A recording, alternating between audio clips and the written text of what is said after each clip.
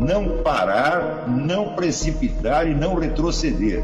Então dizer para esse cara, sabe quando nós vamos parar? Nunca. Nunca na sua porca vida. Né?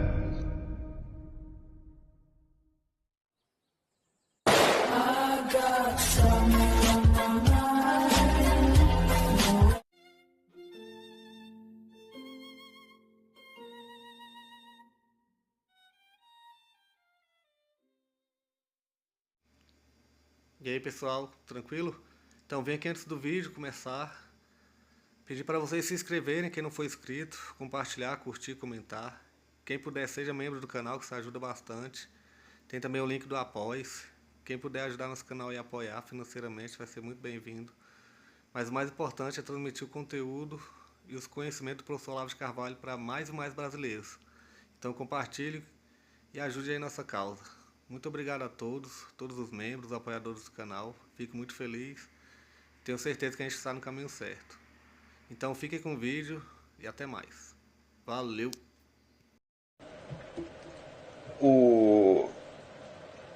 Esse tipo de atitude mostra uma mentalidade baixa que não é capaz, vamos dizer, de se elevar ao nível de seriedade requerido para a alta cultura. Então as pessoas com esse tipo de cabeça têm que ser varridas para fora da alta cultura. Quer dizer, se você não tem o senso de hierarquia, você não sabe o que é alta cultura. Se você não é capaz de distinguir o mais alto e o mais baixo, você está fora, por definição. No simples fato de você falar alta cultura, quer dizer, cultura superior, é porque existe uma inferior, não é a mesma coisa.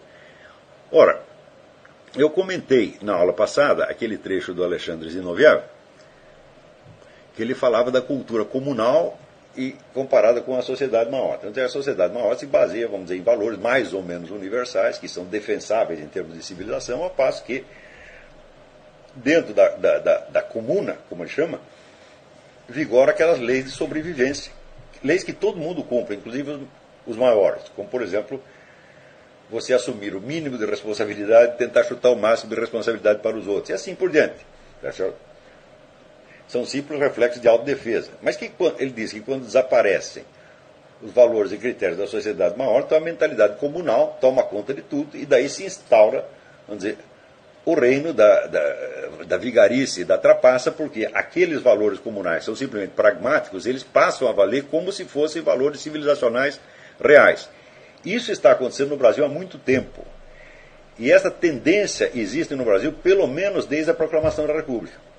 Você vê que durante o Império, na elite intelectual do Império, não havia a menor dificuldade de estabelecer uma hierarquia. Quando você vê na composição da primeira geração da Academia Brasileira de Letras, ninguém teve a menor dúvida de que o presidente tinha que ser o Machado de Assis, porque todo mundo reconhecia que era o melhor.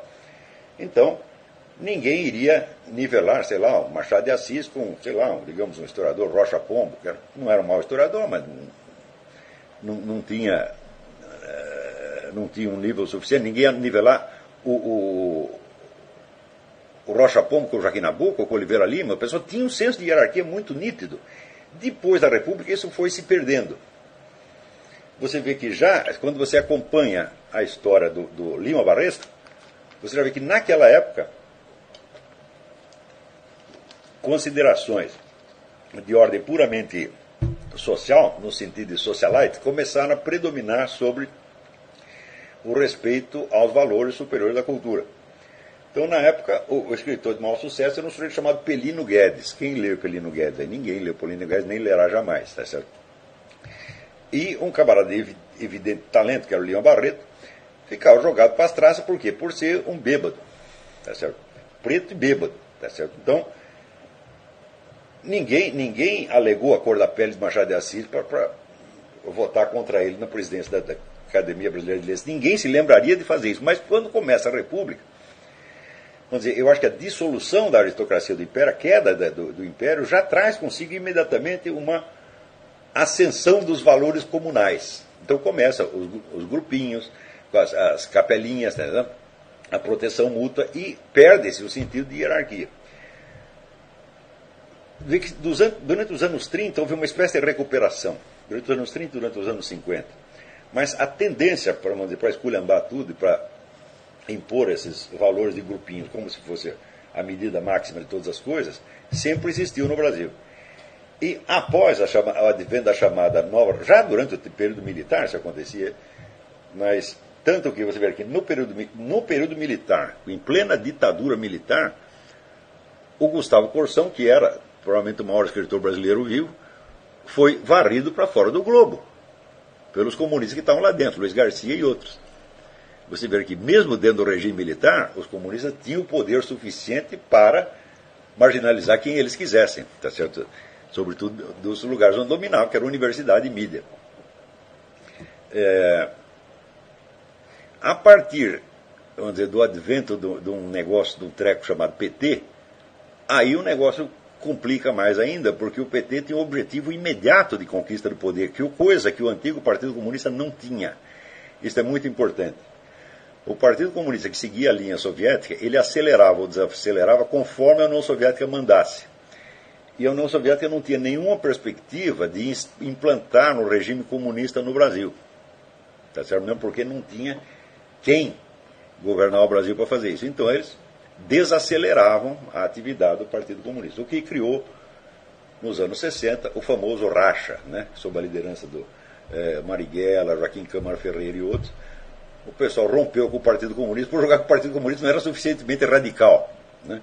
E partiram então para as guerrilhas. E do mesmo, vamos dizer, impulso de renovação das esquerdas, fez parte o surgimento do PT com a perspectiva de conquistar o poder de qualquer maneira, usando sobretudo os métodos gramscianos. O que é o método gramsciano? O método gramsciano é chamado Revolução Cultural. A Revolução Cultural consiste em fazer com que a sociedade inteira, que numa sociedade todo mundo pense como comunista, sinta como comunista, haja como comunista, sem saber que é comunista. Isso é literalmente assim. De modo, diz o Gramsci, que o partido que conduz o processo, não precisa ser necessariamente um partido com o nome de Partido Comunista, pode ser qualquer coisa, tá certo? Se torne, adquira, diz ele, o poder onipresente e invisível de um imperativo categórico de um mandamento divino. Aquilo que todo mundo obedece sem nem saber que está obedecendo. Então, é claro que a trapaça, a mentira, a camuflagem, faz parte, não só faz parte do processo, mas ela é a essência do processo. Quer dizer, enganar todo mundo, fazer com que as pessoas mudem de opinião. Às vezes sem mudar o discurso, isso é importante, quer dizer, você usando as mesmas palavras, os mesmos termos, os mesmos símbolos, você gradativamente vai injetando outro significado prático, pragmático na coisa. Isso é exatamente nisso que consiste a Revolução Cultural. Então, a Revolução Cultural foi o fator, vamos dizer, mais decisivo na debacle moral brasileira. Por quê? Para lhe dar um exemplo do que aconteceu, de como se fez isso. Veja que até os anos 70, as organizações esquerdistas eram todas contra as instituições de caridade que eles pareciam ser uma parte integrante do aparato burguês. As instituições de caridade criavam um alívio postiço de modo a impedir a revolta das classes menos favorecidas. Então aparece um sujeito do meio chamado Heber de Souza, o Betinho, e diz, não, vocês estão muito enganados, essas organizações são muito importantes para nós. Nós não temos que ser contra a caridade pública, nós temos que tomar essas organizações de modo a que elas passem a nos servir. Então tomaram as organizações de caridade, criaram a campanha do Betinho, etc., etc., usando o mesmo vocabulário cristão, caritativo, etc., etc., mas gradativamente colocando ali dentro a nuance, mais ou menos subconsciente, de que não se fazia caridade pelos motivos cristãos tradicionais, mas visando a instauração de uma, aspas, sociedade mais justa, ou seja, sociedade sem classes. Para isso foi necessário, então, substituir a noção antiga, vamos dizer, da santidade, da caridade, da virtude, por um outro modelo. Então pegou-se o próprio Betinho, que era apenas, vamos dizer, um estrategista, um politiqueiro, um sujeito maquiavélico, e se pintou o sujeito como se fosse um santo. Houve gente que realmente propusesse a beatificação do Betinho. Então, este episódio do Betinho mostra como o que havia, vamos dizer, de pior, de mais maligno, mais malicioso na sociedade, de repente foi cultuado como santo. E não aconteceu só no caso do Betinho. Gradativamente, as imagens de virtude que se colocavam em público eram invariavelmente não pessoas que tinham realmente virtudes identificáveis, mas pessoas que simplesmente estavam seguindo a linha do PT. Porra. Então isso passou a ser a virtude. O povo, vendo a superposição, vamos dizer, da linguagem antiga e dos personagens modernos incumbidos de personificá-la, confundiu uma coisa com outra. Quer dizer, aceitava tomar um Betinho ou outras pessoas desse tipo como se fosse realmente imagem de virtude no sentido antigo. Então, é claro que isso é a corrupção completa, não da moralidade, presta atenção, mas do próprio senso moral, do próprio sentimento moral. Eles falam em corrupção da moralidade, degradação da moralidade, até estou publicando um artigo sobre isso no Diário do Comércio. Nós podemos falar de degradação da moralidade quando existe um padrão de moralidade reconhecido e a conduta das pessoas está muito abaixo daquilo. Mas quando o próprio padrão mudou, o próprio padrão já é corruptor, então não é que as pessoas não estão obedecendo às leis da moralidade, elas estão obedecendo às leis da moralidade corrupta. Então, não é a mesma coisa que a degradação dos costumes. Isso aí é a destruição do próprio senso moral. Outro dia eu estava vendo a gravação de um pastor, cujo nome eu esqueci, mas que ele dizia exatamente isso. Olha, você não pode confundir o pecado com a iniquidade. O pecado é quando você faz um treco errado. E ou você ou os outros sabem que é errado. Iniquidade é quando o pecado se tornou tão costumeiro, tão habitual, tão normal, que ele vira não só um direito, como até um dever. Então ele passa a ser a norma. Tá certo? E foi exatamente o que aconteceu no Brasil. O Brasil está numa situação de iniquidade geral. Tá certo? E note bem, é claro que esta iniquidade afeta, em primeiríssimo lugar, as duas instituições fundamentais que são a igreja e a alta cultura. A igreja foi todinha corrompida. Então não é que o pessoal não está cumprindo os mandamentos da igreja. Não! Chega lá um bispo, um cardeal e dá um mandamento errado para eles, e eles obedecem. O problema não é a desobediência, o problema é a obediência. Eu fico impressionado, vamos dizer, com o respeito, né, com que os fiéis católicos tratam bispos e cardeais, que são obviamente usurpadores, tá certo? Que não merecem respeito nenhum e que não podem ser aceitos como representantes da igreja sob aspecto nenhum. E nada fazem contra eles e continuam obedecendo como se isto fosse obedecer à igreja. Não faz sentido. Tá certo? Então, se você sabe que o católico que colabora com o regime do Partido Comunista está automaticamente excomungado, você não pode obedecer o cara que está fazendo isso como se ele fosse um cardeal, porque, na realidade, ele não é nem mesmo um membro da igreja. Mas, vamos dizer, o posto oficial, a identidade pública oficial do sujeito se superpõe à realidade da vida dele de tal maneira que você suprime a realidade e só interessa o que é nominal. Então isso é a corrupção total, não só do senso moral, mas da própria percepção da realidade. E este é o problema geral no Brasil. Então, agora, muita gente no Brasil percebeu que aconteceu esse processo e percebeu que o negócio da Revolução Cultural Gramsciana tem algo a ver com isso. Então o pessoal se revolta então, e quer fazer uma proposta diferente. Eu digo, mas não adianta você fazer uma proposta diferente, meu filho, se você ainda está infectado da mesma mentalidade. Se você não é capaz de discernir o bem do mal, então não adianta você estar contra o mal que o outro faz, porque você está contra um mal em razão de outro mal que corrompeu a você e não a ele. Quer dizer, você quer trocar a corrupção do outro pela sua própria corrupção. Né? E era exatamente disso que eu estava falando naquela gravação que eu coloquei no seminário, a respeito de usurpação. Quer dizer, você roubar o trabalho dos outros e dizer que é seu.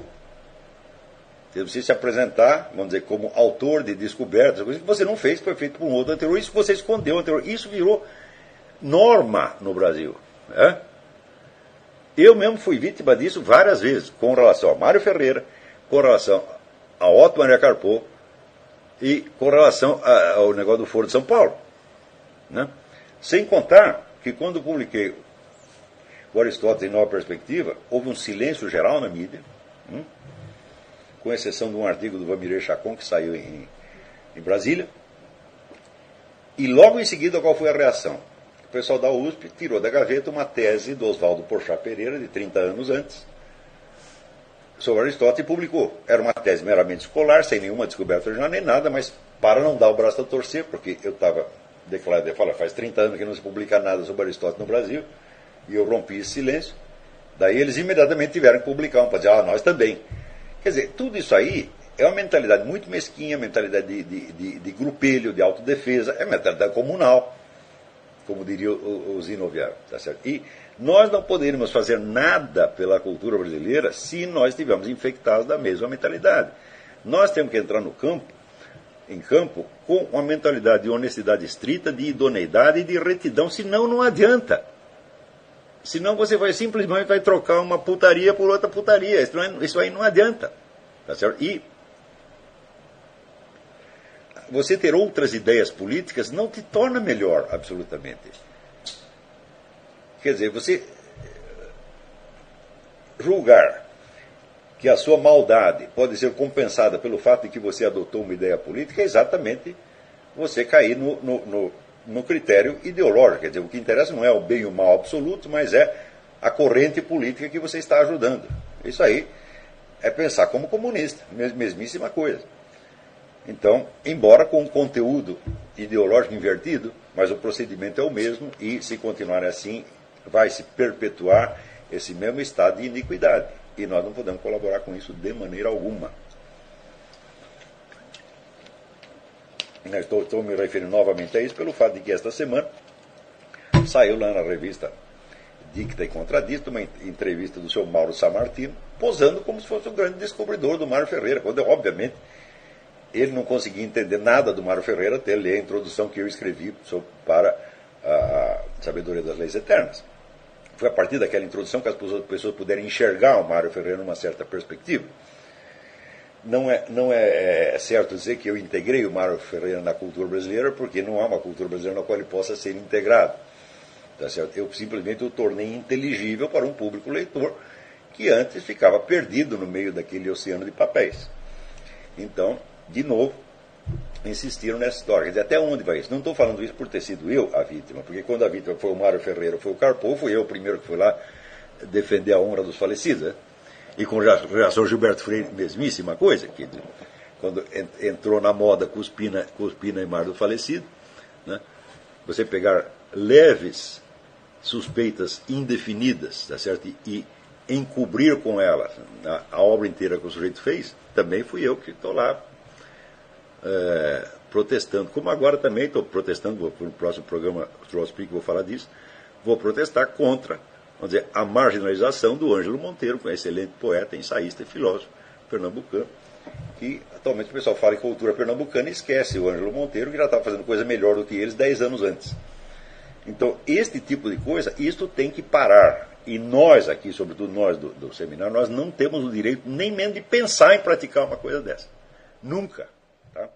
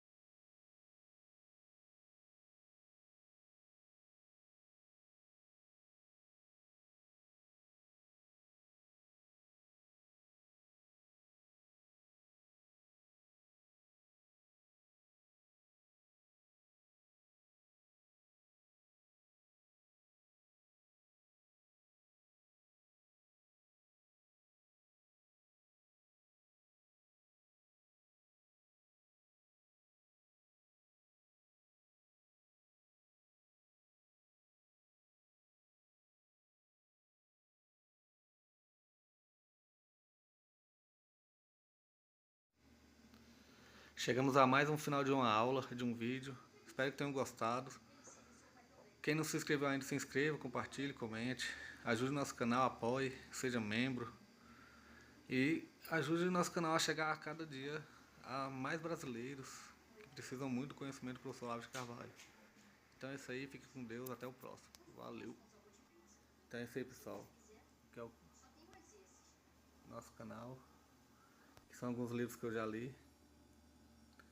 A maioria foi doação, mas alguns eu adquiri, professor Olavo de Carvalho. Alguns livros se perderam aí que eu emprestei, professor Alexandre Costa, a Bíblia Sagrada. 10 lições sobre Karl Marx. Indico a não ler esse livro, que é muito ruim mesmo. Alguns pensadores aqui que realmente, como o professor Olavo de Carvalho disse, não são pensadores. Valeu, tamo junto aí. Apoie nosso canal, seja membro.